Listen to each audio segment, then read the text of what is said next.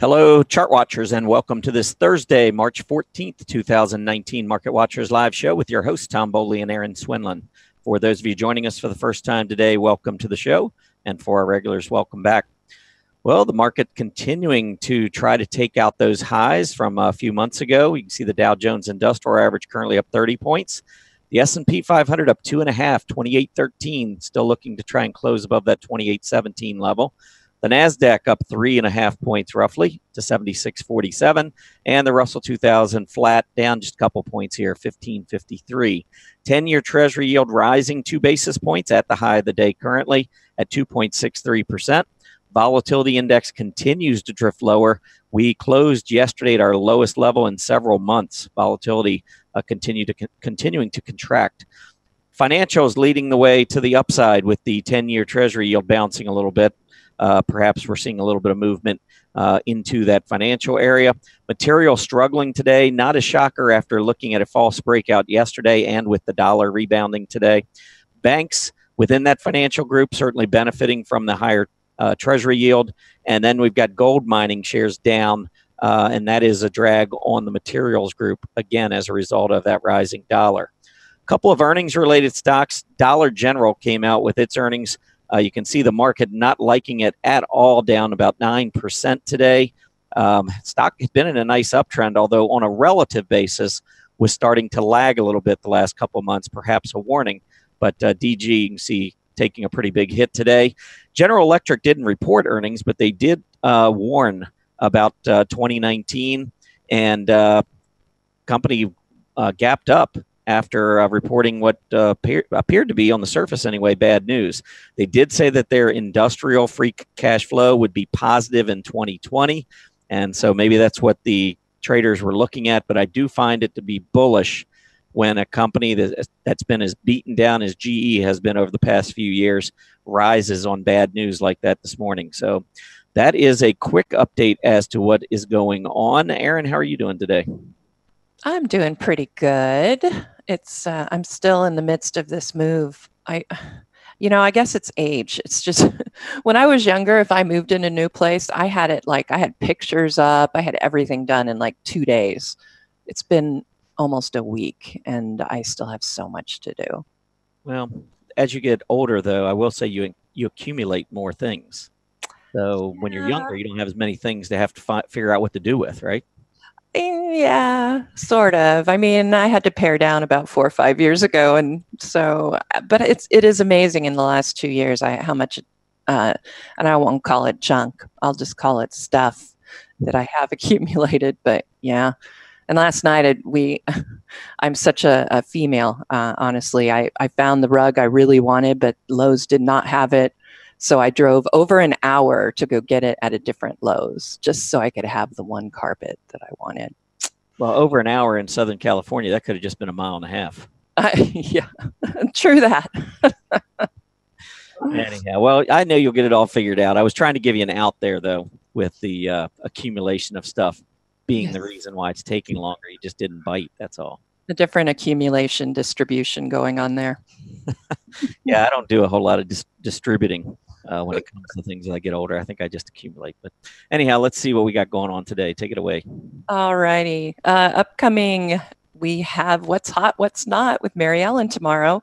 Look forward to that. And then Tom's going to be doing his workshop on analyzing average true range. I know people are interested in seeing that particular indicator. And David Keller will be back with us on Wednesday. He's always such a great guest. So looking forward to that one. Today's agenda, I'm going to be doing my workshop on DecisionPoint analysis of the Dow 30. So just about anything you want to know about the Dow, I'm pretty much going to cover today. So stay tuned for that one. 10 and 10, our first symbol is going to be QQQ. It's been requested often, and so I decided I'd throw that up there as our first one. And finally, Tom's going to finish with technical analysis myths. So great show ahead. Technical news and headlines, though, are first. Go ahead, Tom. All right, let's take a look first at the economic reports that came out today. Initial jobless claims came out just slightly above expectations, 229,000 versus 225,000. And then at 10 a.m. Eastern, January new home sales came in just a little bit below expectations, 607,000 versus the 612,000 expected. So both those reports, not great signs for the economy, but pretty close to what was expected. As we look at the market reaction or at least the bond market reaction, you can see this on a longer term chart. So I've actually pulled up a 5-year weekly chart on the 10-year Treasury yield just to give you a little bit more perspective. We've been talking about this downtrend since October, but really when you look at it back off of the 2016 lows, I would say that there's a pretty significant period of rising yields, higher yields, higher highs, and then higher lows. So you can see the move up back in 2016, 2017, the pullback, then another rise through October of 2018, and now in a pullback. And I've talked about this 260 area, so I wanted to give you a little different perspective on this longer term chart. And you can see going back a couple of tops here at 260, pulling back and hitting this area. And it's not like we don't go through periods of consolidation on the Treasury yield, just as we do on stocks and so forth. You can see that we had a similar type move lower in 2017 before we reversed back up and broke out again. That's something I would watch. So 260 to the downside, I think, is fairly important. As far as higher highs and higher lows on this chart, we could go down to this prior low down at 2%. But I certainly wouldn't want to take the yield down to 2%. I think what the bond market, the message that would be sending would not be very good. So I'd like to see this 260 area hold. That was the prior resistance. And so that becomes yield support. To the upside, you can notice that the 280 area was pretty good support throughout the first half of 2018. We went a little bit below in March, April, went back down, tested it here, but then broke down below. So I think we're trapped in here in this 260 to 280 area, and I'd like to see the breakout. And for those of you maybe not familiar with the relationship between the 10-year Treasury yield and the S&P 500, I have pulled up the correlation between the TNX, the 10-year Treasury yield, and the S&P 500. And I've drawn these horizontal lines on correlation at plus 0.5 and at minus 0.5 so that you can see that the tendency is for us to get above this positive 0.5 level much more frequently and to a much greater extent than we do moving below that minus 0.50.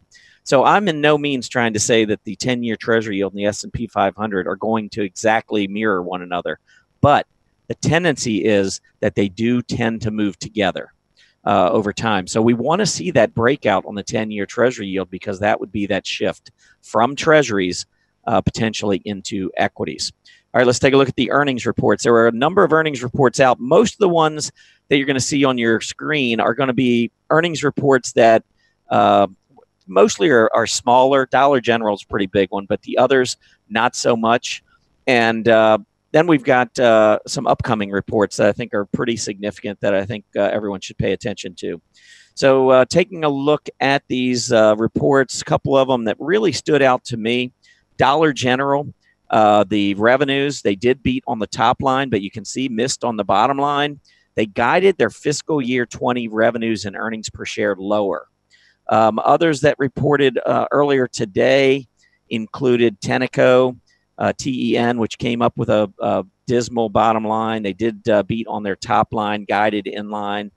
A couple of these, though, that really had some warning signs already in their charts, but Tailored Brands, TLRD, 28 cents versus 30 cents. I'm going to bring that chart up in a minute. Cloudera, they reported last night. CLDR, these were two reports that were absolutely horrible. And I think the charts were telling us. So if you're somebody who likes to trade into earnings, I would pay particular attention to some of these relative charts that I pull up from time to time. I think it'll give you an idea of what the market is telling you about the upcoming report without actually seeing it. So let's take a look at CLDR first. This is Cloudera. And when you look at Cloudera, you can see that the overall trend was down. Yes, we bottomed back in December. We bounced with the overall market. But look at the software group breaking out and look at where Cloudera was relative to its high several months ago. Nowhere near. So what you have is a stock that is among the bottom of the trash heap in the software group on a relative basis. And when you get that, you have to at least be thinking, why is the market shunning my software stock? Software has been on a roll. Yes, I'm going up. rising rising tide lifts all boats, but I'm not going up nearly as fast as the group. And so on a relative basis, I'm really lagging badly with Cloudera. Well, they came out with their earnings report, and this was one of the worst reports of the quarter. They missed on the bottom line, as you saw on the screen a minute ago, 15 cents, a loss of 15 cents versus the anticipated loss of only 7 cents. Revenues, 144.5 million versus 209.3 million. That's a 30%. Revenues were 30% lower than what was expected. They guided quarter one and fiscal year 20 revenues and earnings per share lower. I couldn't have gotten much worse for the stock, and you can see down 15.6%. But again, the warning signs were there before this report ever came out. Let's go through a couple of these others pretty quickly as well, and hopefully you'll start to get a sense of what the market is telling us on these charts before the company ever opens their mouth with their earnings reports on their conference call and the press releases and so forth. Here is NNBR. So this is NN. It's in the industrial machinery group. And you can see industrial machineries bouncing. You can see NNBR bouncing. But again, look at the relative strength. This was a stock that was not performing well at all. And it's in a group that just kind of at best has been going sideways with the S&P 500. So you got a group that's kind of just going along for the ride, and you've got one of the worst stocks within it. So when they come out and they've got their earnings that miss on the top line, miss on the bottom line, they did guide fiscal year 19 revenues higher, but they guided their earnings lower. And you can see, again, big drop on the stock. Tailored Brands, got to bring this one up, TLRD. They missed on their top line, missed on their bottom line. They guided their Q4 earnings per share way lower. Market was expecting 51 cents a share. They came out and they said, well, probably be between 10 and 15 cents. That's how you get a 23% haircut. This is a company that owns Men's Warehouse and Joseph A. Bank Clothiers. Many of you probably familiar with those two companies. But you can see right here that I always talk about one of the Wall Street adages that I really like, which is there's never just one cockroach in the kitchen. And take a look at all these different gaps to the downside. Just following suit, we got another one today. But when you look at the relative strength versus the apparel retailers, this had been one of the worst performers for a long time. There was no reason on the chart to be expecting a good report out of TLRD, in my opinion. Now, let me give you a couple that looked really good, though, with their reports. These are companies that beat top and bottom line and raised guidance. One, nope, it's not Momo. I wanted to do Momo. It's Domo, D-O-M-O. Now, this one's only been public for several months, but here's the software group breaking out. And now look at this stock in software. So Cloudera was awful in terms of relative performance. But look at Domo. This one had actually been outperforming its peers for the last 3 months prior to earnings, with the exception of a little bit of profit taking right before we went into earnings. But this pullback never even broke below the breakout area around $28. So DOMO looked good. And then FLNT, this is a stock I mentioned with Mary Ellen last Friday. Stock that had been doing great, performing really well. It gapped up with earnings, but it has pulled back. Look at the relative strength, though. Beat top line, beat bottom line. They guided quarter one and fiscal year 19 revenues higher. Really nice looking chart here. All right, before we get into upgrades, downgrades, just wanted to mention first GE. Talked about this at the top of the show. Nice gap up after lowering guidance for fiscal year 19. I think that is good news. Facebook. New York Times report says that Facebook's data deals are under criminal investigation. Stock pulling back, but technically still looking okay. So not one of the best stocks in the internet space, but certainly one that's improved. Uptrend, cup, looks like a little bit of a handle to me. Technically, Facebook's still okay. And then the last thing I wanted to show you was a chart, a longer-term chart on the commodity chemicals area. If you go back and you connect these prior lows, you can see we still got a nice uptrend in play, but the last 12 to 15 months have been a little bit of a struggle for the group, especially with a dollar that has been stronger. But I believe that commodity chemicals are ready to maybe make a move to the upside. And you can see all of this resistance in the 450 to 460 area. I'm going to just bring up a shorter term chart here so we can take a look at that. This is a key area on this chart. We want to see a breakout above 460. If we can get it, I think the dollar still provides some headwinds, but I do think this is a group based on the long-term chart that could begin to appreciate, something to watch. All right, Erin, upgrades, downgrades. All right, let's get to it. I have 5 I'm going to go over today. 3 are upgrades. So we will start with Forum Energy Technologies. This is energy, oil, equipment, and services area. Citigroup upgraded it from a neutral to a buy.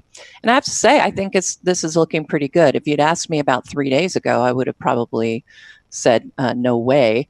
But the PMO has started to bottom, and it is starting to move up. And you can see a nice breakout of this declining trend, which you always want to see. Upside potential, certainly $7. I think it could easily test that level.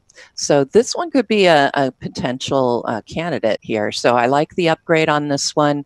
I think that everything's lining up pretty well. I'd like to see the OBV, if you look here in the thumbnail, I'd like to see it get above this previous top at least.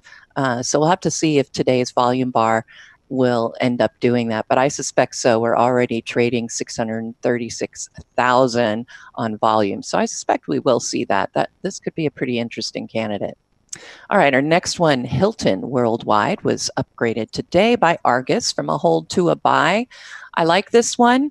There are a little bit of problems, but overall, I like the flag formation. This looks almost textbook here. I really like it. We're getting the breakout, but I would like to see it, of course, at least get up here that $86 level to really give me, you want to see a decisive move out of these patterns. And that's usually about a 3% move on the upside after the breakout. So I really would like to see it get to that $86 level. But, if you wanted to get in, give it a try and, set your stop here below the low we saw earlier in March, that's certainly a possibility. The issue, of course, is it's on a PMO sell signal right now. But you can see it has decelerated. We could see it turn to the upside. It is kind of overbought too. So it does, while this is a really nice looking formation here, it might be more of an intermediate term buy here just because you may want to hold on to it to see if we can get to that breakout of that flag, get that decisive move. But you would want a fairly tight stop, in my opinion, just because you have that PMO sell signal and you can see it has been moving down. The next upgrade is Snap. I haven't talked about Snap in a long time. BTIG upgraded it today from a neutral to a buy. I think it's a pretty nice looking chart. I mean, you always like to see those gaps to the upside. Of course, with an over 10% move, almost 11% probably by the end of the day. We'll see. You would be quote unquote chasing at this point, but there's still a lot of upside potential here. Right now, you can see, let's get an annotation tool here because I think that'll be useful. Let's look at this. Right here is where I'm considering these lows back here. And look at how that matches perfectly with this short-term top that we had during this consolidation period. And we're getting a beautiful breakout here. So where would our next level be that we might want to consider? Well, very short term, of course, would be around $12 at the bottom of what we see here is that gap. At the bottom of the gap we saw back in April of 2018. So I, look for that $12 range. And if you can get through there, then you would start looking at these tops back here. And the top of this gap, I would say, is pretty much the best lining up here for that next level of overhead resistance. But honestly, I think Snap's looking pretty good right now. It's just already up over 10.5% today. So might want to see a little bit of a pullback toward that 1050 area.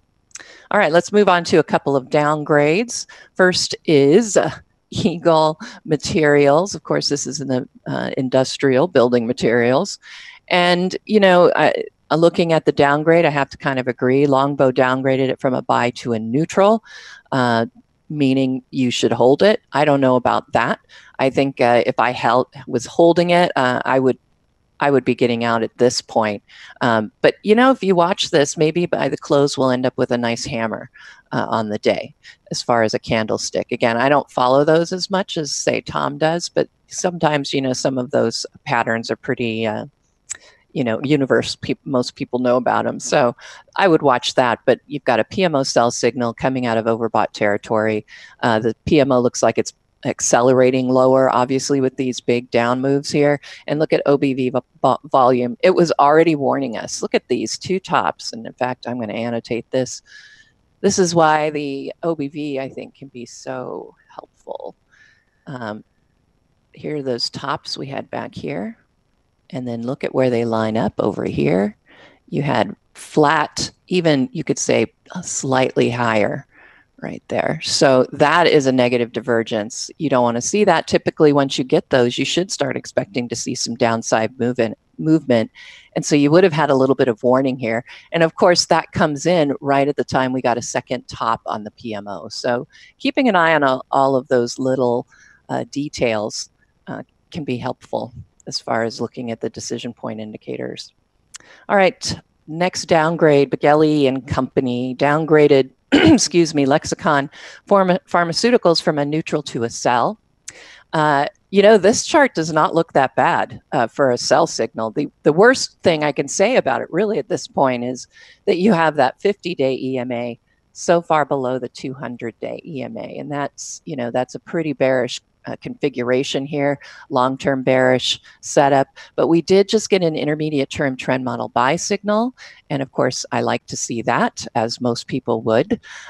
We got to the 200-day EMA though, and it failed. And it has fallen back down.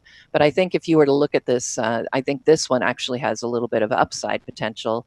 I'm really surprised that they've moved it to a sell, just given the nice momentum we're seeing here. So interesting downgrade. All right, so let's recap here before I get started on my workshop. So there are the downgrades and upgrades that I went over, as well as a couple of others in there. I'll have this summary slide up in the Market Watchers recap, so you can maybe investigate some of these other upgrades and downgrades for yourself. All right, it is time to start the workshop today. And what I'm going to do, I'll grab the screen in just a moment. Here we go. So what I'm going to do is I'm going to be doing the decision point analysis of the Dow 30. I'm not going to go through every one of the Dow 30 charts. I think that's a little repetitive. A lot of them look the same because, of course, they're following the market closely. So I thought what I would do is we'll look at the chart lists that I have from the DecisionPoint ChartPacks. And the one that is best when you're looking at a particular index and you want to know everything about it, you want to go to the DecisionPoint Straight Shots. Now see, there's the market, there's the intraday chart pack, and these are all free if you're an extra member or above. The DecisionPoint market indicators that we use, that's another chart pack, the advanced ones. But what I'm going to be looking at is the Straight Shots chart pack. And basically what you do is you pick your index and you get to see all of those indicators that were up there for just that particular index. So today it's perfect for me to go over this using the Straight Shots package. So I'm going to come over here and here's what it looks like. So we are able to look at, of course, all of the various times. If you want, I'm going to just go over the 1 year more than likely and look at a weekly. But we have the some of these aren't in, I have to fix these, but some of these indicators we no longer do, but we have the short-term oscillators, the Swenlin trading oscillators, we'll look at that. The percent of the Dow Jones stocks that are above their 20, 50, 20, 50 and 200-day EMAs. So there's a lot of interesting charts in here that you can look at. If you download the current chart pack, you're going to have this. It's going to be a shorter list because there are a few indicators in here that we don't calculate anymore. So let's go ahead and get started on just looking at the Dow itself and what is going on there. And we will move this into a bigger chart to look at. So currently, and if you look at the DecisionPoint scoreboards, which you can get on the member dashboard right up here. See, go to your dashboard, and then if you click in here, instead of getting market movers or whatever you ticker cloud, the DP signals are here, and we have them for all four. So looking at just the Dow and what our signals are telling us right now is, of course, as far as the trend model is concerned, and this is just the configuration of the 20, 50, and 200-day EMAs, we're all on buy signals. The PMO, though, we're seeing a sell signal in the short term, meaning momentum is turning. And weekly, we're still looking at a buy signal for the PMO, and the long term, which comes off the monthly chart, we are seeing the sell signal still intact. So let's go look at, like I said, we'll look at this 1-year chart. Again, let me make it a little bigger for us. Here we go. So there's that PMO sell signal. We are seeing that breakout, though. Let's do a little annotation here, real time. All right, so let's look at the declining trend we have here. Here we go. I don't want an arrow. So if I take these two major tops back here and we draw, you can see the declining trend right now. All right. And so at this point, in order to get out of, this is a little bit, the very short-term one would be, let's go right here. And we broke out of that, of course, a lot sooner, but it was a very steep declining trend. So I'm not going to really pay too much attention to it because it's a really short-term breakout. What I want to see is a breakout here coming above that other declining tops trend line, a little bit longer term. So we have a little work to do. But like I said, we've got the PMO, or I'm sorry, the long-term trend model buy signal here with the 50 and 200. You can see we got the intermediate term buy signal back here. And of course, the original buy signal came in January, a little bit earlier. And that was, it looks like it came in right about here after we got that breakout. So the PMO is telling us information in the shorter term. And I wish I'd paid a little closer attention to it. All right, so right now the OBV, though, is not really cooperating. We do see that we're still in that declining trend as far as the OBV is concerned. We never really have gotten above the previous tops despite the move we're seeing to the upside. And that, I think, would give me pause as far as looking for a breakout coming above that less steep declining tops trend line. If we want to look at just the overall support and resistance here, of course, if you look at the top we had back in November, we tested that and were turned back away. We came back up to test it and we never got up there. And that was a sign that there could be some problems going on. And then, of course, we had the big decline that got us out of that overbought situation. Now we're getting the very short-term breakout. You can see the 5-day did a little bit of a whipsaw here. I didn't log that on the DecisionPoint scoreboards because it was such a short-term whipsaw. One day it was a neutral and the next day it was a buy. So I decided that wasn't important enough, and we're still on a buy as far as the short-term trend is concerned. All right, so that is just the overall view as far as the daily chart goes. When I look at the weekly chart for the Dow, this top and this decline here is pretty concerning. The PMO, though, like I said, we're on that buy signal on the weekly chart. But again, I don't like the fact that we were turned away at that top previously, even before we reached it. And you can tell that on the weekly chart. So what I would be looking for, I am still in the bear camp, but I've certainly changed my bear market stance. I mean, it would be very hard to stay as far as a bear market is concerned. I don't think that we're going to see these December lows. I think that could be worst case. I think if we get a correction, I would be looking at the lows that we had back here earlier in 2018 after our big decline that we saw right at the end of January, beginning of February. So at this point, if we're going to get the correction, I would be looking back all the way down here to the 23,500 level. A pullback, maybe we'll get to 24,000. We can get ourselves turned back around, or we can see, a bounce just off of these. Let's go right here, these EMAs. We're so far trading above the 20-day EMA.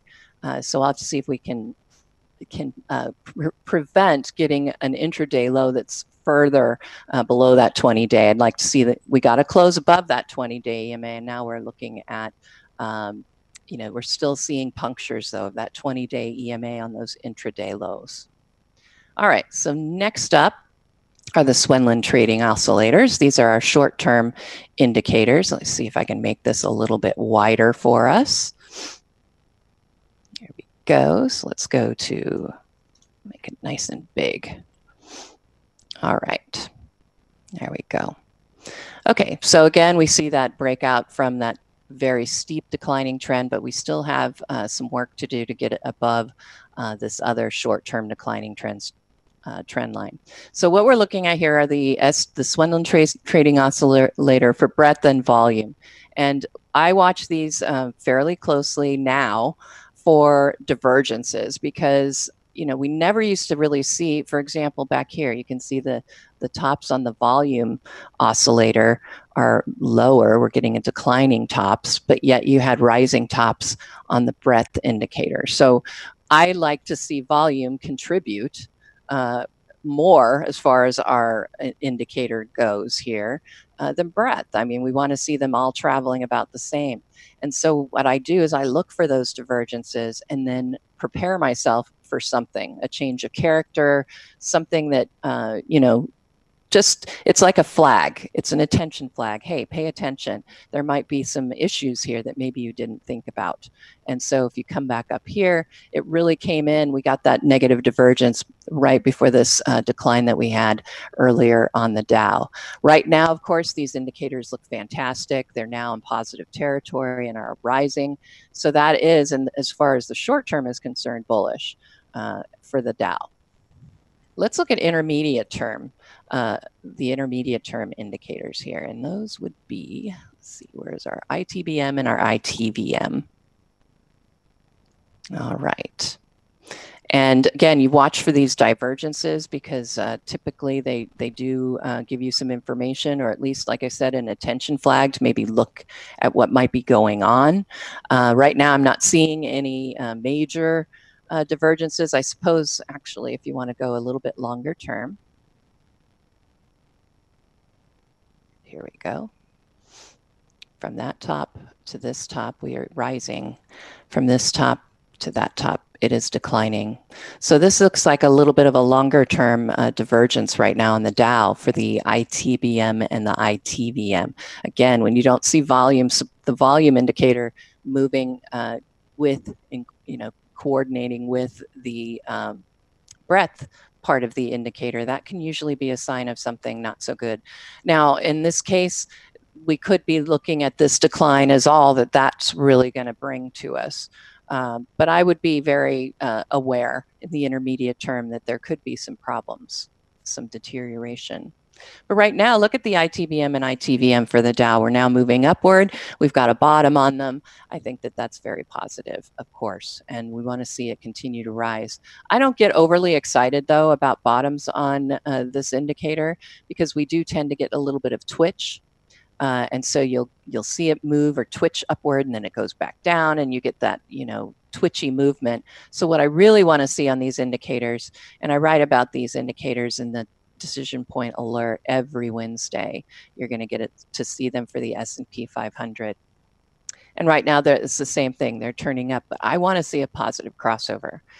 I don't quite want to invest myself in this indicator one way or the other until I get those crossovers. And again, it's simply because we get some twitch. And you can see there's twitch there, there's some twitch in here. So I want to get some sort of indication that things are going one way or the other. And the best way to do that is look for those crossovers. But it is positive in the intermediate term to see that tick upwards, but it is just a tick upwards right now. All righty. Let's go ahead and look at the PMO analysis here. And I think that the PMO analysis is really helpful. We look at basically just the Dow 30. And again, let me make this a little bit larger for us. I forgot that these aren't that wide. Okay, here we go. So what we see here is 3 different time frames for the PMO. And it's telling you the shorter term component is the percent PMO rising. And then in the second window, which is intermediate terms, it's the percent that have those crossover buy signals. So if you're looking at the PMO here, the shorter term, of course, is if that black line is rising. The intermediate term portion is if it's actually on a buy signal where you have that crossover, and so the signal line, the reading is above the signal line. And then the longer term portion here is the percent above zero, PMOs above the zero line, okay? So those are the 3 time frames we look at, and we want to see tops, we want to see bottoms here, and it gives us a feel for momentum across the board. And we have these indicators, these 3 time frames for the PMO on all the major indexes in that Straight Shots ChartPack. So what is this telling us right now? Well, clearly, you know, we're seeing the PMO buys, or the PMOs rising more right now in the Dow. And doesn't that make sense? Because we are seeing a rise overall in the Dow 30. We're getting that tick upward. So similar feel, right? A tick upward for the crossover buy signal. So I'm not really that overly excited again about that move to the upside. We're sitting in the middle zone. You know, half of them are on buy signals, the other half are not. In fact, I looked at all of those charts today, and you know, a lot of those buy signals are really vulnerable right now to turn into a sell signal. Now, the longer term portion says that the Dow is, you know, still fairly strong here because we have PMOs above zero. 87% of the Dow 30 has a PMO above zero, and that's positive for the longer term look as far as momentum is concerned. All right, next up, let us look at the percent of stocks above their 250 and 20-day EMAs. And again, you've got a 3 time frame look here. So it's very helpful to be able to see on one chart all the things you need to see in 3 time frames. We just looked at it for the PMO, and now we're going to look at which ones are traveling above their EMAs. All righty, here we go. Again, short term, long term, how many are above their 200? Above their 50 is your intermediate term reading, and finally, which ones are above their 20, and that's your shorter term reading. All of these are rising, and all of them are certainly above that 50% area. Okay, so that's positive, but we did see the top on these. Again, what does that coordinate with? Right in here. So again, we were given a little bit of warning here just by seeing that top in overbought territory for all 3 of these indicators. Right now, all 3 are rising, and that's positive. I don't see them topping. We hit a bottom, and now we're moving upward. So I think that's all positive for the Dow right now in all 3 time frames. As far as their location above their moving averages, let's look at, we don't have that one. Let's look at the new highs and new lows for the Dow. And here we go. Right now, as far as the new highs and new lows go, you can see we've had what I would call a buying exhaustion lining up here. And the reason I say that is when you get these climactic readings, and it's a little bit tough here on the Dow, there's only 30 stocks. So you're not going to, you get these peaks and those climactic readings, but you know, because it's the Dow and there's only 30 stocks, it can be a little choppy as far as looking at the chart. But why I'm looking at it as a possible buying exhaustion is we've had very climactic readings since we got to that decline. We've finally got some climactic readings to the upside, and that is great. It came on a rise. So when I start seeing climactic readings on breadth to the positive side, I watch and see what's been happening before that. You know, if I get a climactic reading like we saw back here on a decline, that's telling me we're looking at a possible buying initiation or an exhaustion. But I have to decide which one it is, right? I just look at what happened previously, and that tells me. So we had these readings, they were climactic, we were in a rising trend. By the end, it was getting exhausted. And so those climactic readings were telling me to look for prices to move lower. All right, we have the advanced decline lines. I mean, we have a little bit of everything here for you to see. And for the Dow, net advances, declines in volume and in breadth. We can see again these climactic readings coming in. The first one was an initiation. It told us to look for higher prices because it came off of the very first bar to the upside.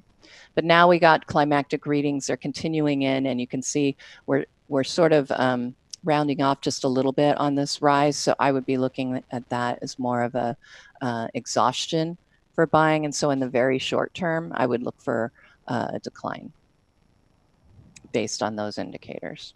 We even have the McClellan oscillator for the Dow. And I won't go into this in depth. That's really Tom McClellan's job. But what I see is we had these very high readings on the summation index, very overbought, started to move lower. And now you can see we actually are starting to make a turn. And this is more of an intermediate term indicator. The summation index would be more intermediate to longer term. Very short term, you're looking at just the 19 and 39 day EMAs. The McClellan oscillator itself would be a short term to intermediate term indicator. It's rising, so that's good news.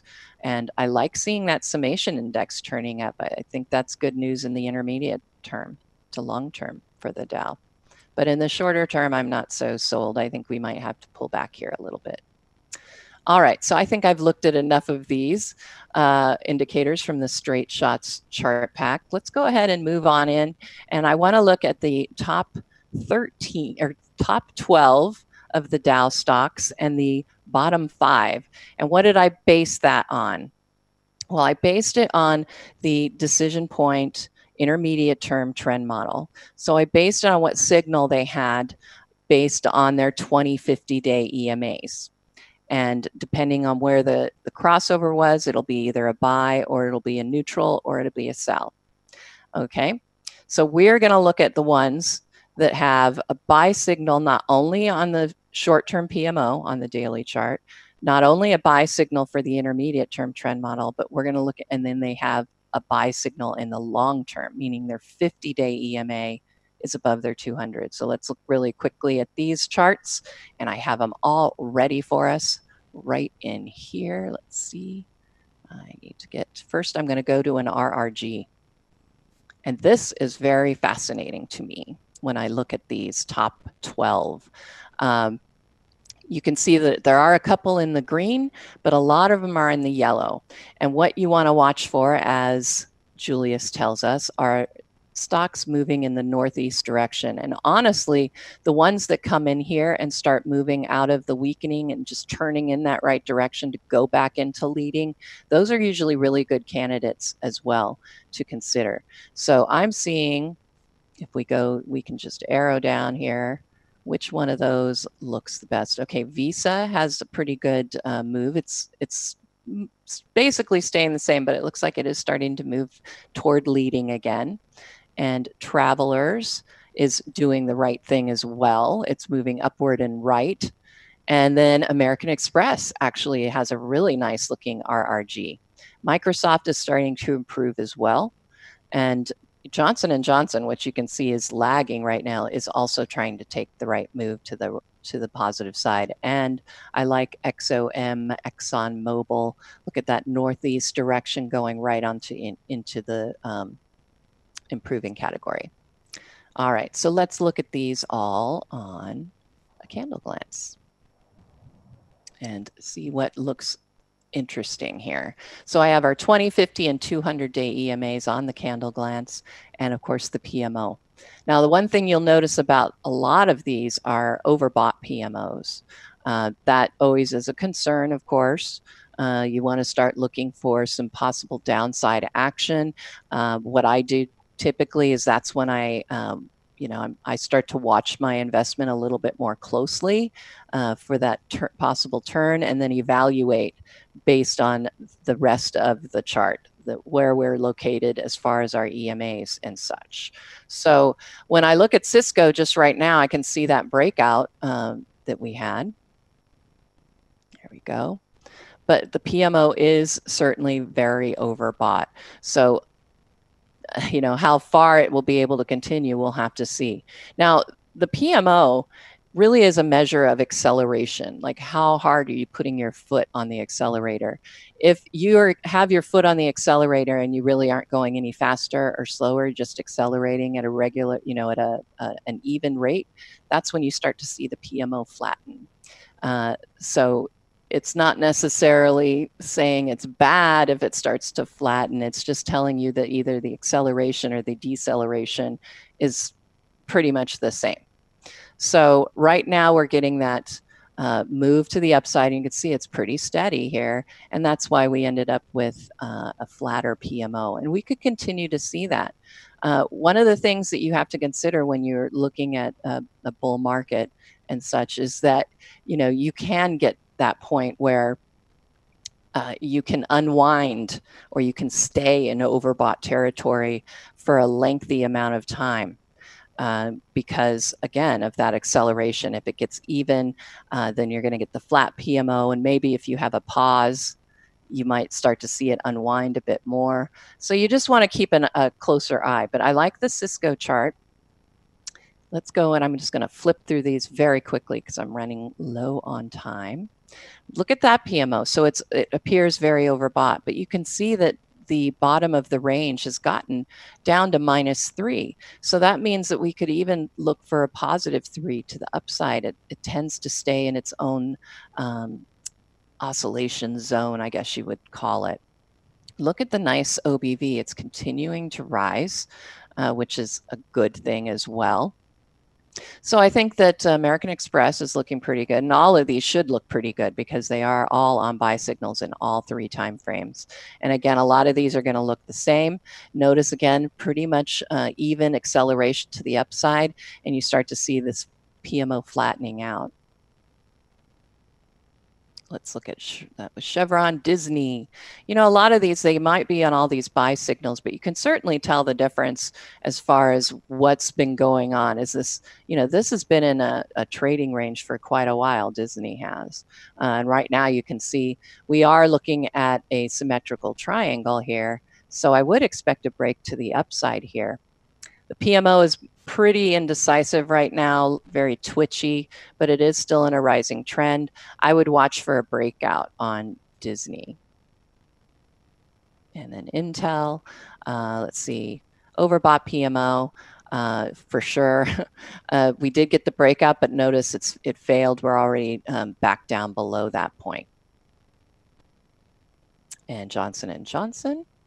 This has been a nice steady rise. You know, healthcare, of course, has been a pretty good space at this point. I think that Johnson & Johnson looks pretty good. The issue, of course, right now is the PMO losing acceleration and topping. We don't want to see that sell signal come in. It's certainly not, we don't want to see the PMO tops starting to decline either. That is giving you a sense that, you know, you've got a negative divergence going on, and there, again, attention flags. These are attention flags. All of our signals we consider attention flags. We don't consider them something you want to trade right off of. All right, most of these look the same. The one of the ones I wanted to show you in particular was Visa.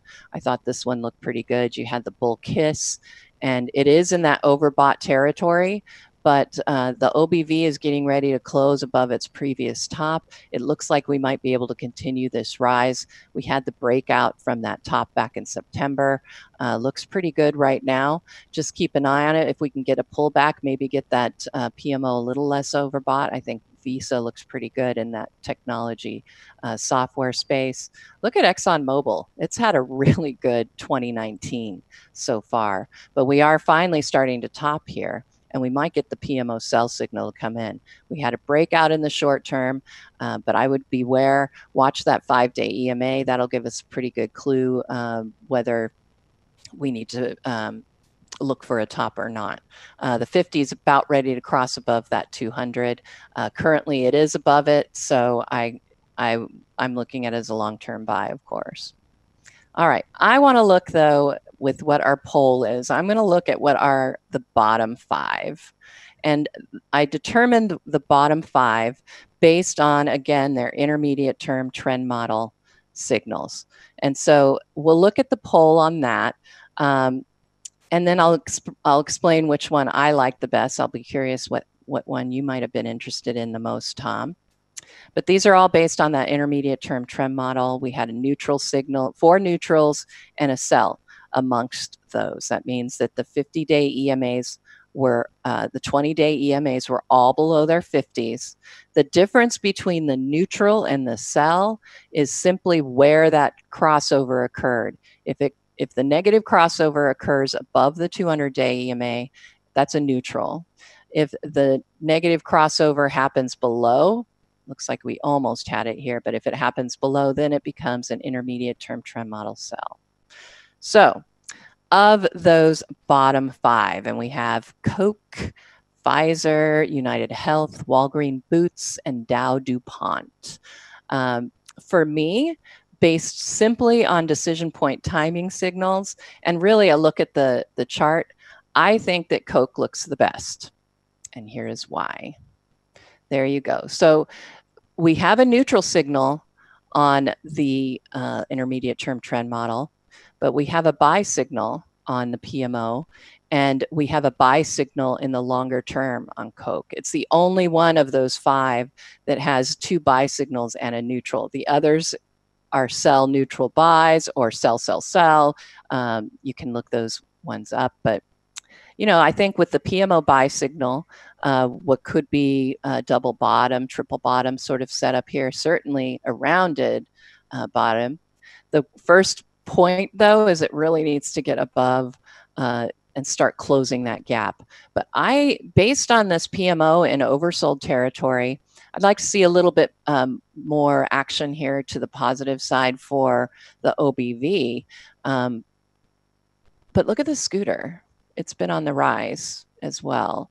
So that was my choice. What are we seeing as far as the poll is concerned? Well, the poll was just up. Everybody went with UNH. Well, not everybody. The majority was UNH, or at least that was the leading stock. PFE, Pfizer was second. We could not see your screen, though, when you were showing the scooter. So do you want to show that again real quick? Yeah, absolutely. There you go.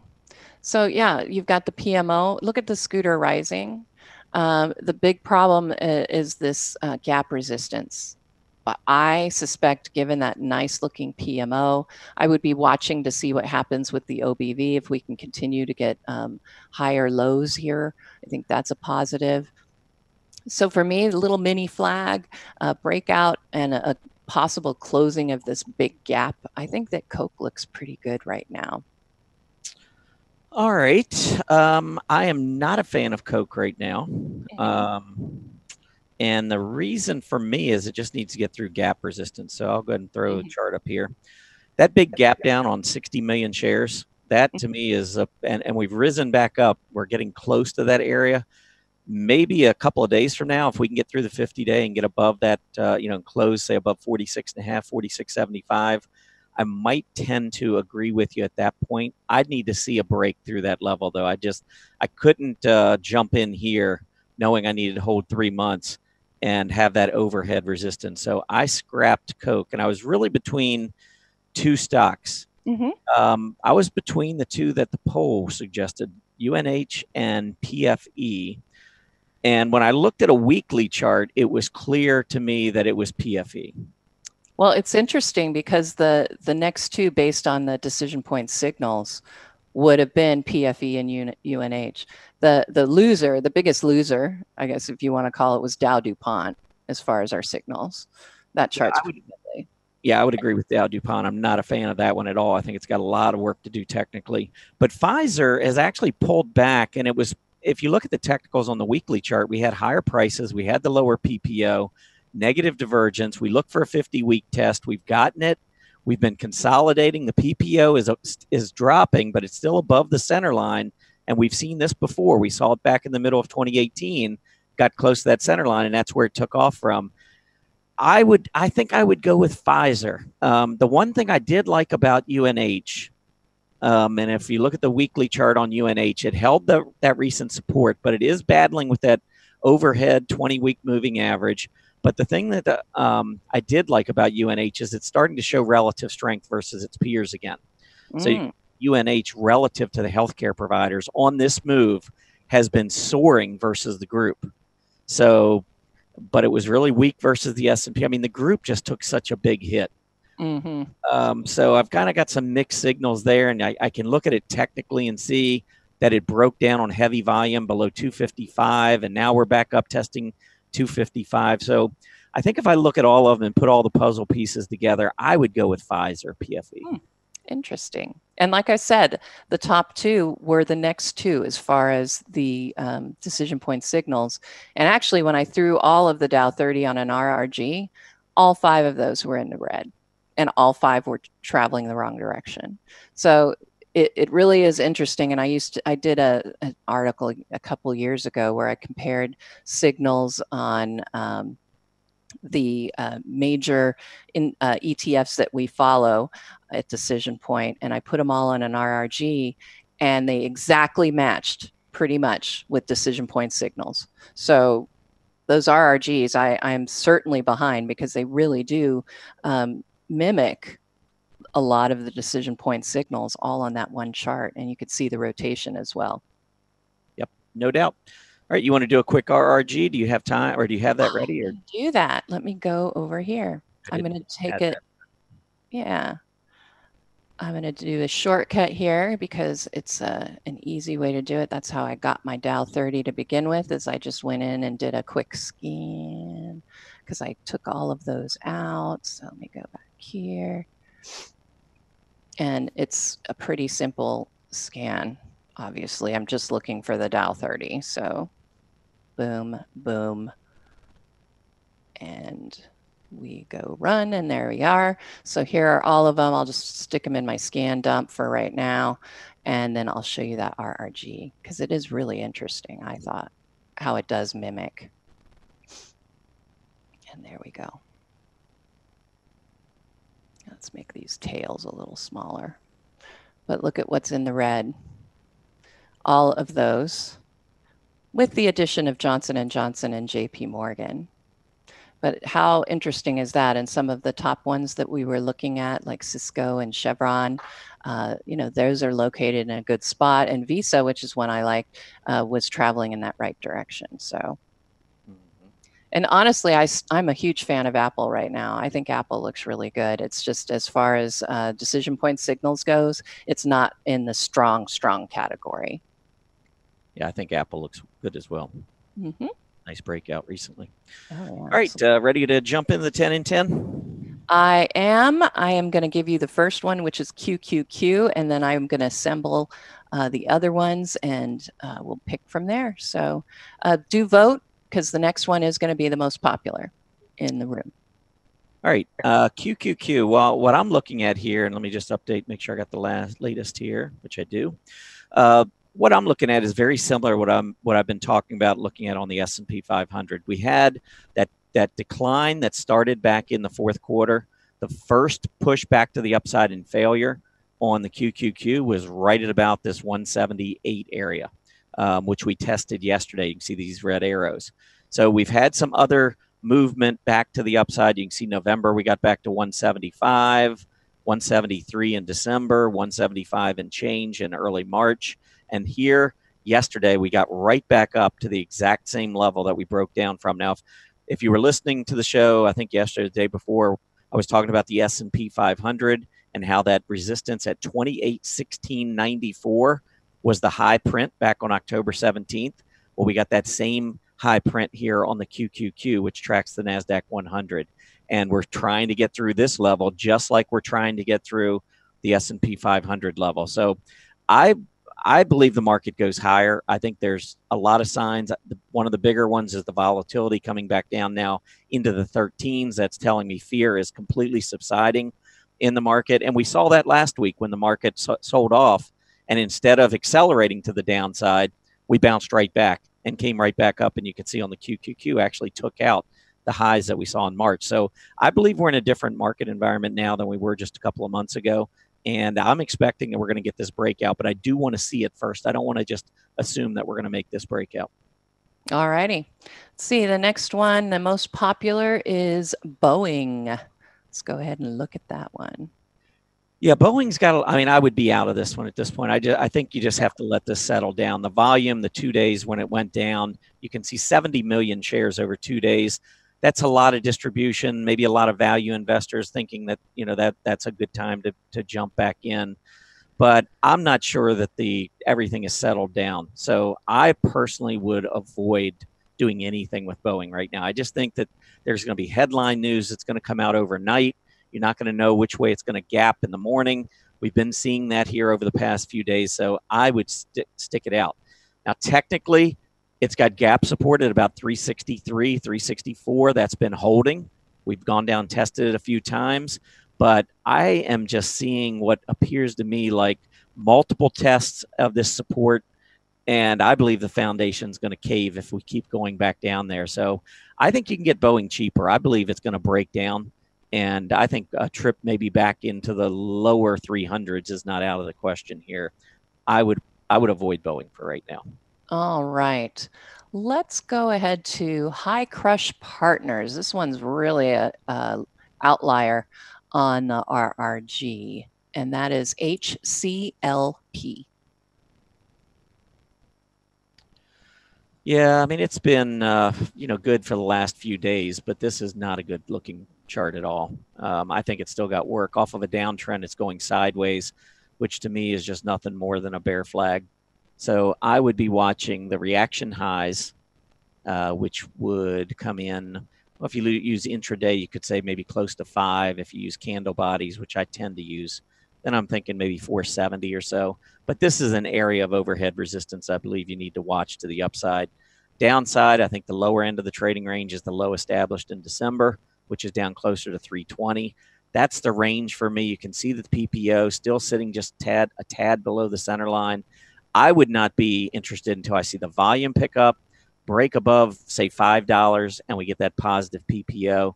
Then maybe the worst is behind the stock. For now, I would be cautious. All righty. Let's see. One of your favorites, I think, Splunk, SPLK.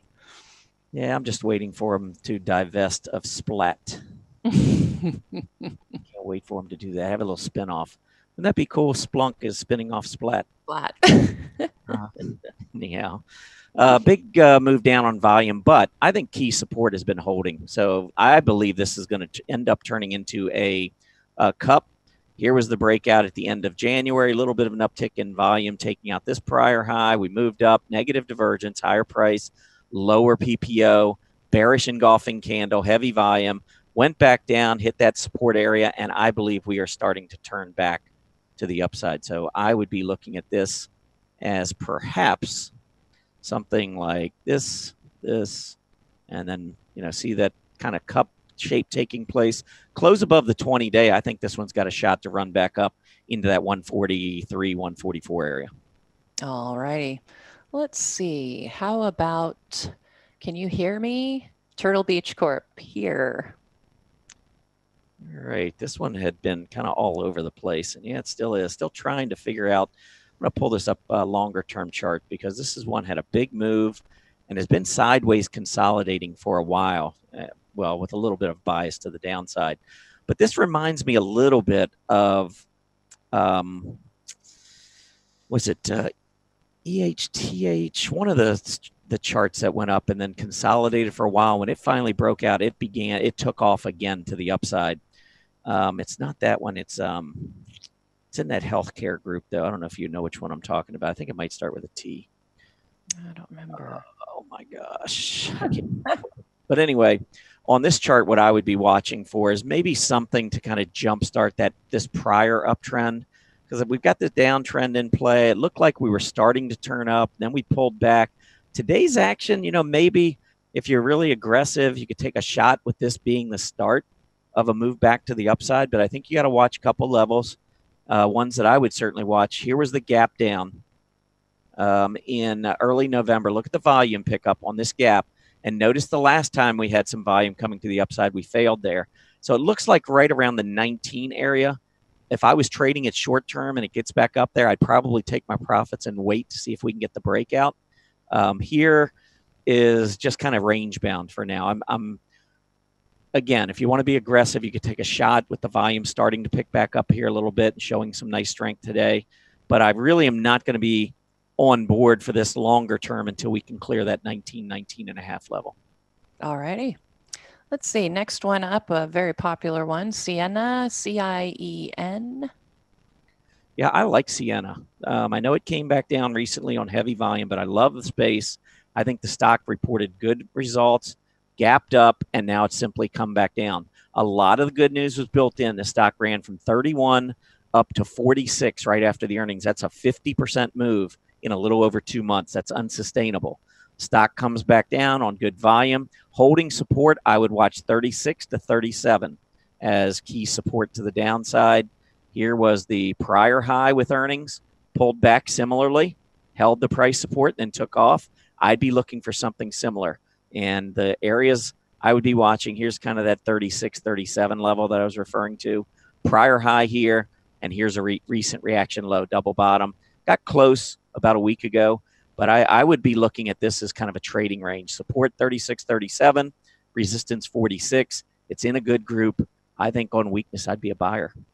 All right. The next one has a really nice RRG heading, and it's our only real estate sector request, senior housing properties, SNH. All right, SNH, I'm not going to like it. I can pull up the relative chart, and I can show you why. I mean, we got a nice bounce to start the year, but the market's continued moving higher. Look at the selling coming into the second half of February. The group is breaking out to new highs. Relative strength is horrible in the stock. So I am not going to try to make excuses for why the stock is underperforming its peers the way it is. But I think at this point, based on this move right here, that heavy volume there, and this relative strength versus its peers, relative weakness, and look what it's doing versus the S&P 500. And meanwhile, the group has actually been doing pretty good relative to the S&P 500. So if you're in a strong group and you still can't outperform or can't even come close to performing with the S&P 500, then I want to look elsewhere. Not interested. All righty. I like this next symbol. It goes well with energy, pro petrol, pump. All right. Another one that actually this one looks pretty good. Nice rally. Look at the group.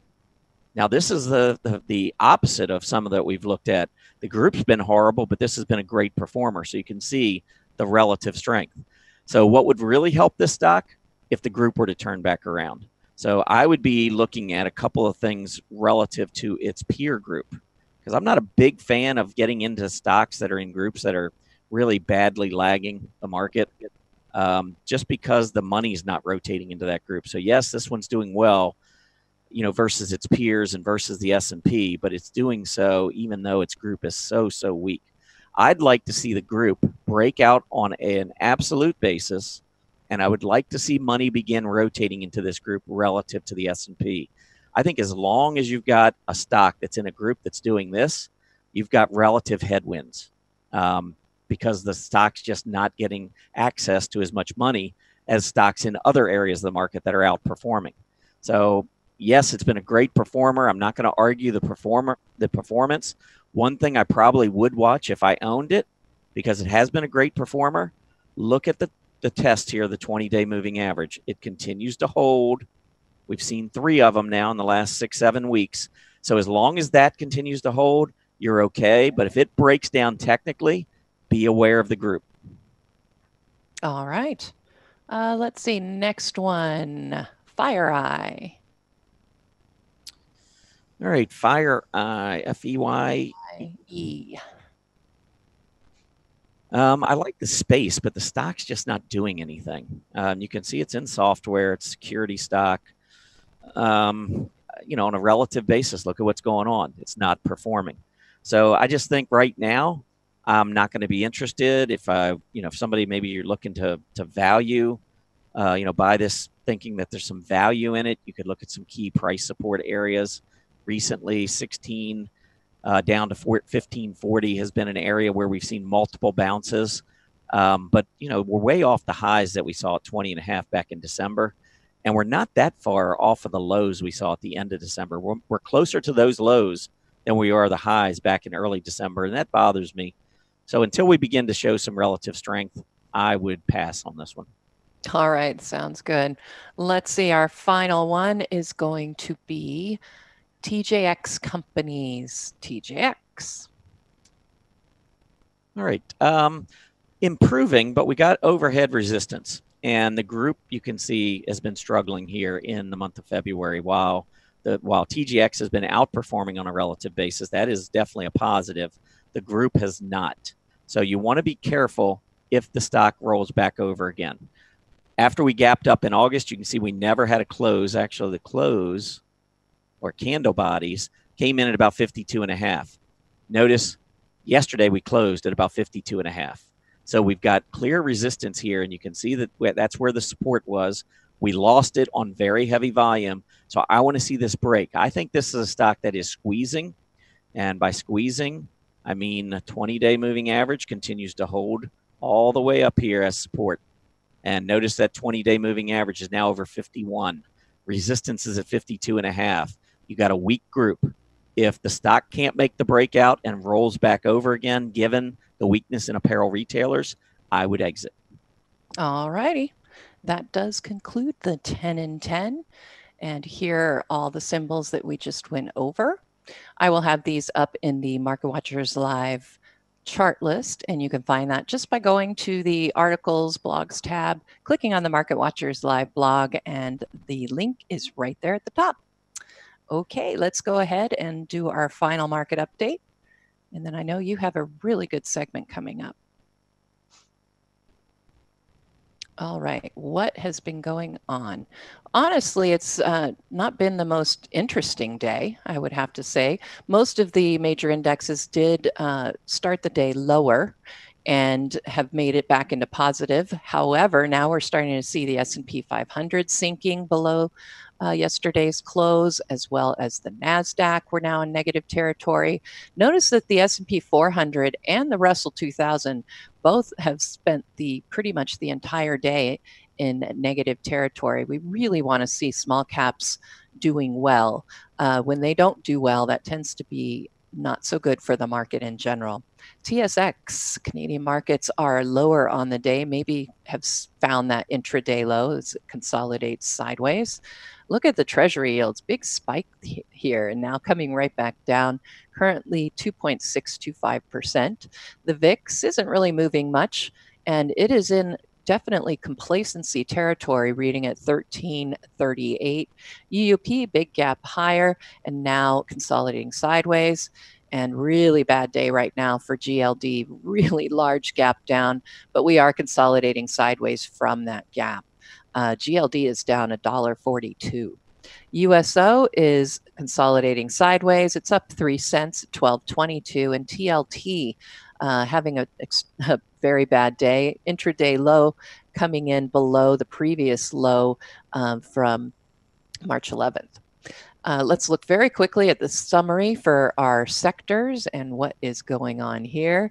And our top three right now, technology, energy, and financials on this down day. Materials and discretionary are the laggards, with materials down 0.7%. That's all I have for the final market update. Passing it back to you, Tom. Let's do it. All right. I just wanted to point out media agencies. This is a group that has been performing pretty well. You can see a nice move off of the December 24th low, getting close to the overhead resistance from back in October and November. A breakout would be a close over 610. We're sitting at 602, having a pretty nice day today. This is up at more than 1%. Obviously, it's a leader today, but we do want to make sure we get through this area of resistance overhead on the media agencies group. So just wanted to point out this was one of the stronger areas in the market today. And we shall see whether or not we can get that breakout either at the close or maybe tomorrow or next week. But this has been a pretty good area of the market. Volume trends also been strong on this push to the upside. All right, let's go into the final segment. And the final segment is technical analysis myths, TA myths. And I want to preface this first as saying these are myths that I believe are myths. I'm not necessarily speaking on behalf of StockCharts or any of the authors here at StockCharts. We all have our different opinions. So I just want to point out that these are myths in my opinion. So the first myth, negative divergences represent slowing momentum. Might say, well, they do. Higher prices, lower momentum oscillators. Well, they represent slowing price momentum. They don't necessarily represent slowing momentum in general. And so I pulled up a chart here, and this is actually a company. When I did the top 10 picks over at Earnings Beats back on February 19th, this is one of the 10 stocks that I gave that I thought looked really good. This was back on February 19th. So the stock was trading, I don't know, around 10 and a quarter. And you might look at this and say, well, you know, overbought, some other things, and I'll talk about that in just a minute. But the question here that I want you to look at is momentum truly slowing here? This was back on March 12th. So today's March 14th. This was 2 days ago. FLDM's making a breakout. PPO's lower. We got higher prices. We got a lower PPO. By definition, that is a negative divergence. And negative divergence is supposed to be a sign of slowing momentum. So is this momentum slowing on FLDM? And I say no. And the reason I say no, I circled the volume down here. And I'm going to show you the bottom of this chart. I did move the volume. I turned it off under chart attributes, and you can select volume under indicators, and then you can position it behind the price, and you can put a moving average on it. That's how you can get your moving average on volume. So I did that, and you can see this line coming across as the 50-day moving average. Now, notice the volume. Before we even got a breakout, the volume was already starting to pick up. You could see the volume here. We made a nice move back in December, sideways consolidated for a bit, and that last earnings report, Fluidigm, exploded to the upside on very heavy volume and continued moving up.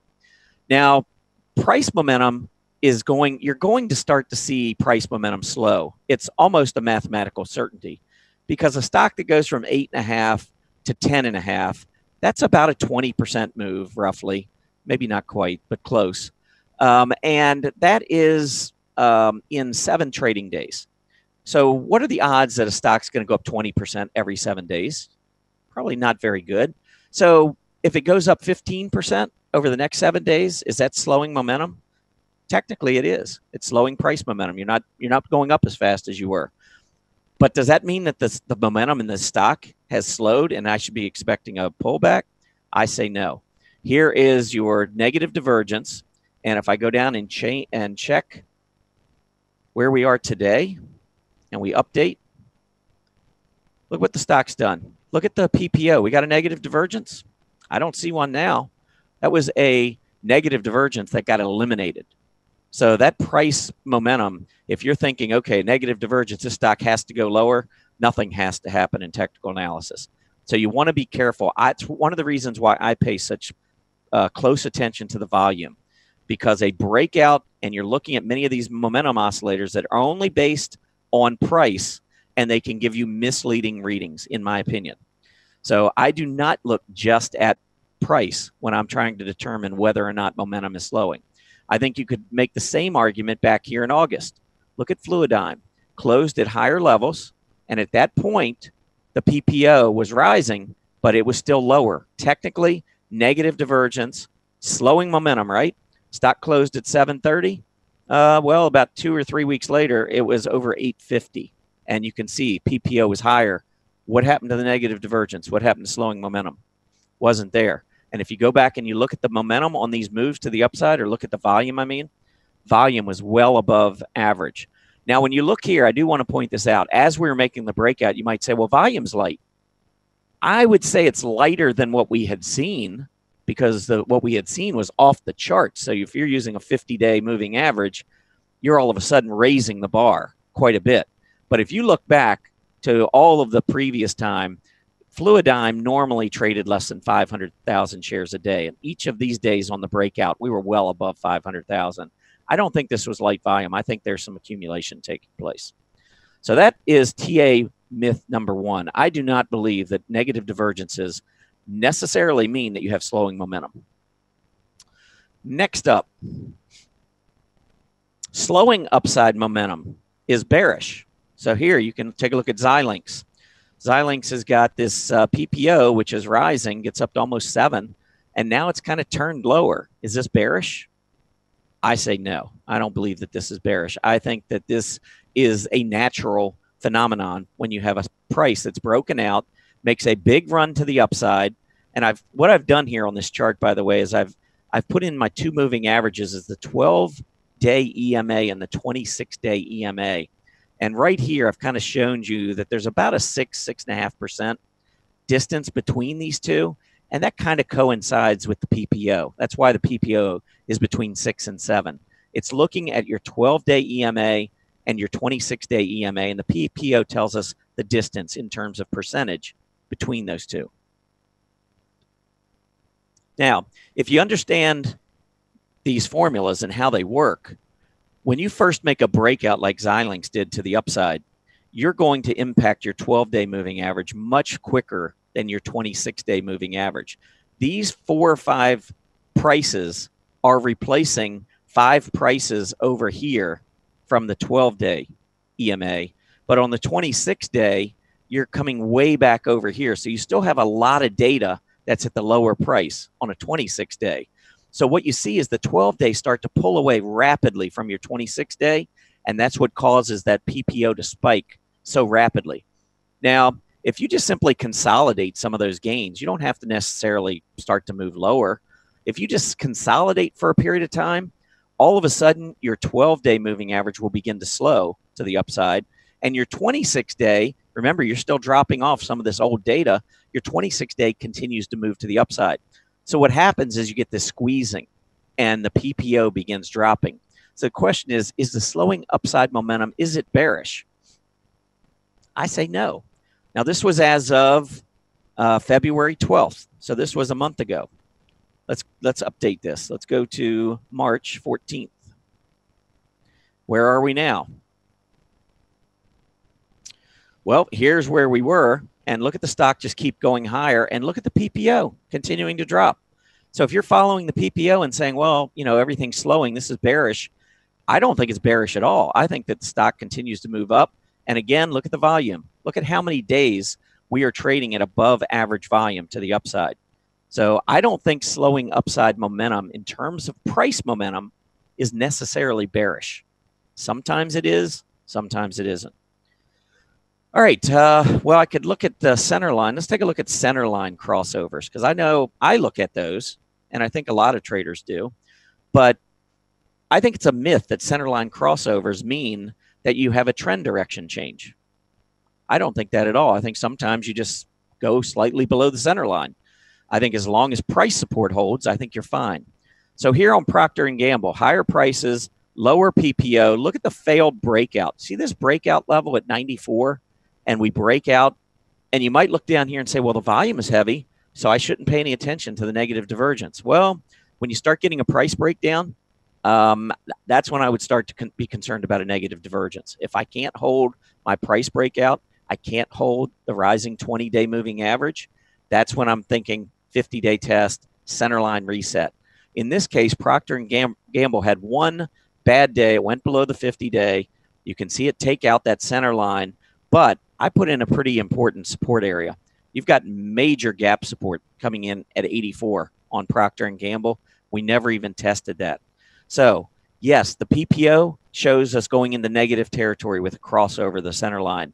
That, by definition, tells us that our short-term moving average has crossed below our longer-term moving average, which tells us that there is bearish short-term momentum that has changed. But have we really truly changed our trend direction? I see higher highs, higher lows, and higher highs coming down the road. So I say no, that is a myth. Overbought momentum oscillators mean sell. Well, this is a pretty easy one. Look at Cadence. This is one of the top performing stocks in the market. We made a breakout back at the end of January into early February. And after we made this breakout, notice the stock was going up. Look at the RSI, 71. Stochastics, 97. That's a bad combination. I should probably sell, right? Well, let's take a look if I should have sold.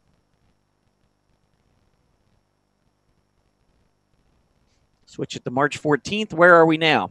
Wow. Okay, I should have sold at 48. Now the stock's at 61. That was brilliant. And Erin said this earlier. Overbought can remain overbought for a period of time. Overbought to me does not mean sell. Overbought means, okay, red flags are up, but it doesn't mean sell. This is a stock that didn't even test its 20-day moving average. Well, actually 12-day moving average. I still have the 12 and the 26 here. But if it didn't test its 12-day EMA, it certainly didn't test its 20-day EMA. This is a stock that's continued moving up. Look at the volume. This is a sign to me of accumulation. I saw it on Xilinx. I've seen it a little bit lesser on Fluidigm because it's a smaller company. It's going to be more difficult to see accumulation because not too many institutions go after small stocks. CDNS, higher volume. I believe this is a beautiful move to the upside. So this leads me to my next point, which is volume doesn't matter. I think volume matters. You cannot assess institutional ownership, buying and selling, without looking at volume. Price doesn't tell you that. A big drop doesn't tell you institutions are out. The volume confirms that. And so that would be my next thing. The last question or last point I want to make, don't really have time to get into it. I've talked about this a lot, though. The dollar direction doesn't matter. Yeah, it really does. I didn't get a chart up here. But if we take a look at the U.S. dollar and we go back, let's do a week. Oops. Actually, let me just pull this up first. And we look at a long-term monthly chart. If you go back and you look from 2008 to, well, really 2011, this rise in the dollar has coincided with significant underperformance by materials and energy. I don't trade materials and energy very often right now because we're in a strong dollar environment. I think they've got tremendous headwinds. Doesn't mean there aren't good stocks and within those sectors, but I think that they're going to be fewer and far between. And as a result, I want to stick with what's working with a rising dollar, and that means avoid energy and materials for the most part. So let's pull up the summary of the myths that I see, some of the myths in technical analysis and how I use technical analysis. There are the 6 that I pointed out. And I know probably there's some there, Erin, that you don't agree with. And I'm sure there are plenty of viewers out there that don't agree. I have to say I agree with pretty much all of them. And really, I was discussing about the momentum slowing. Think about it. If you have your foot on the accelerator, you're in the fast lane and you're just going really fast. If you let up on the accelerator, your momentum is going to start slowing, right? Mm-hmm. So it's going to start to move downward, but yet you're still, you're not in the fast lane anymore, but you're still moving up. So totally agree. Yep. I think sometimes and that's the reason, I guess, behind my use of price and volume as my number one indicator, because the momentum indicators, they're very, very useful in terms of maybe, giving me red flags or confirming things I'm seeing on the chart.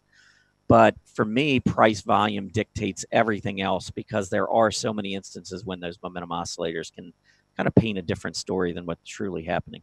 Yep, totally agree. I mean, I'm big on my PMO, but again, like I said, and I know Carl and I have talked about it before, is that it's not necessarily the best use of negative divergence because it, like you were saying, sometimes it does work, but it's not a sure thing, I guess. Right. There aren't sure things in this business anyway. But no, there are none. All right. The schedule was just up on your screen. I want to thank all of you for being with us today. Please remember to complete the survey as you exit. As a quick reminder, Market Watchers Live airs 5 days a week, Mondays through Fridays from noon to 1:30 p.m. Eastern Standard Time. Have a great Thursday afternoon, everybody. We'll see you back here tomorrow. Happy trading.